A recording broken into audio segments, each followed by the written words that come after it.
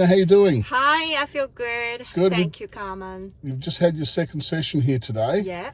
And you said you had lots of your friends come in before. Yes, I did. My friends recommend me here.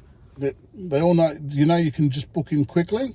Yeah, now I know. Actually, I learned my lesson. I thought before I touched you, saying about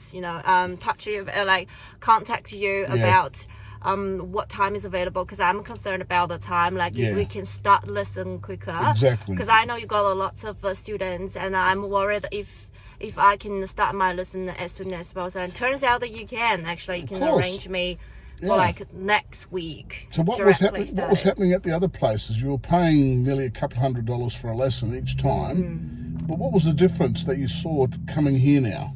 I feel like no matter about like how long you got training or like how much you pay, it's more about efficient. Like here I can see that Carmen give me a proper instruction, like teaching me instead of in the other places they also teach me, but it's more like, all right, so this is what I got and I'll tell you, instead of like teaching you really, knowing you and knowing what do you need to learn. So the other instructor, they just tell what they know, and that's it. They don't really care if you need this or how you can deal with this. Not really, like not very proper teaching. It's just like more like instruction, I think. They're not really looking for the efficiencies. They're looking for just driving around. Yeah, more like giving you a no lecture, and that's it. And no details.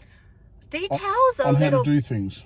Little bit, but I would say, because you are teaching a skill, like you're gonna personalize it to different students. That's right. Well, I don't really see the personalization, like differentiation. Right. They just give the lecture and instruction from their point of view. And you just kept paying money and getting nowhere.